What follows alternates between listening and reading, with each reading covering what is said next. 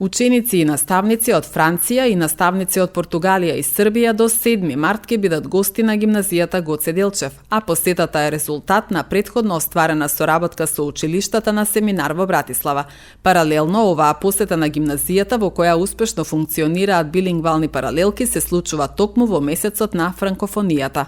Оваа средба доаѓа како резултат на еден семинар кој што го имавме во Братислава минатата година, на која што јас со уште еден колега од Велес присуствувавме, како представници од Македонија.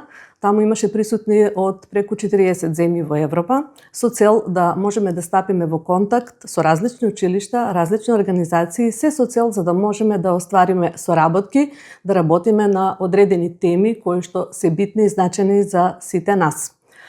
Така, после завршената средба, остваривме контакт со колегиве од Франција, меѓутоа не само со нив, туку и со колегите од Португалија и од Србија.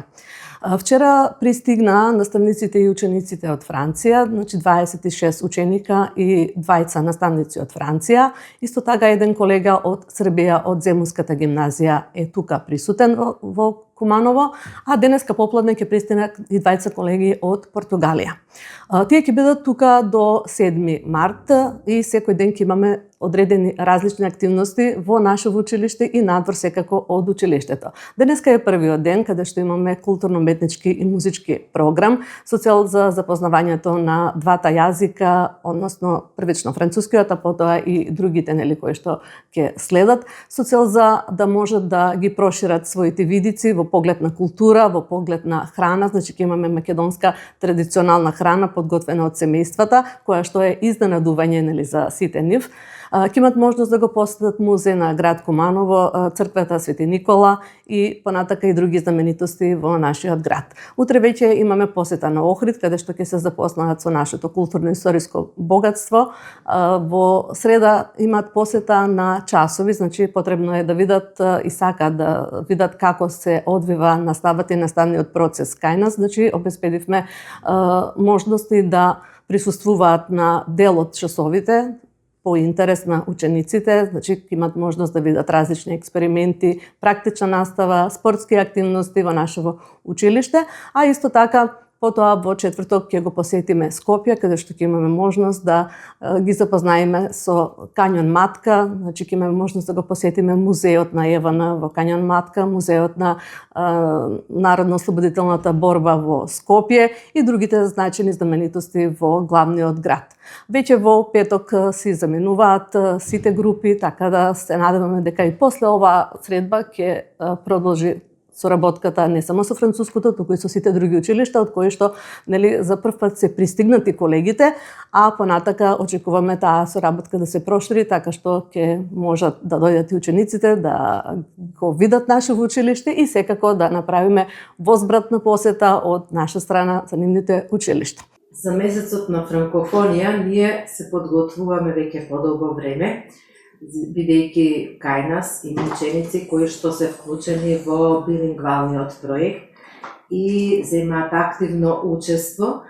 Токму денеска почнуваме со првата активност гостување на ученици, група и тоа 26 ученика и 2 наставници од Франција. Потоа ни следуваат активности кои што ќе ги реализираме на 19 март во Соколански парк под покровителство на Францускиот институт со поддршка на францускиот амбасадор.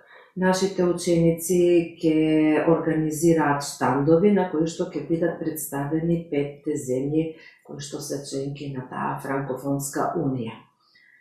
Крајот на месец март ни доаѓа група на ученици од Франција, градот се вика Нантуа.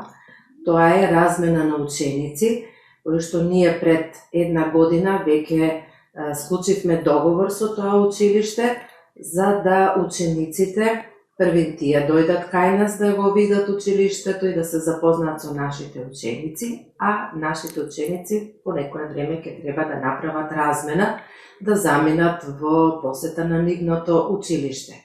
Тоа е голема придобивка, за нашите ученици, бидејќи тие ќе можат уште повеќе да го совладат францускиот јазик. Предноста со оваа размена што ќе се оствари во нашето училиште е изучување и усовршување на францускиот јазик.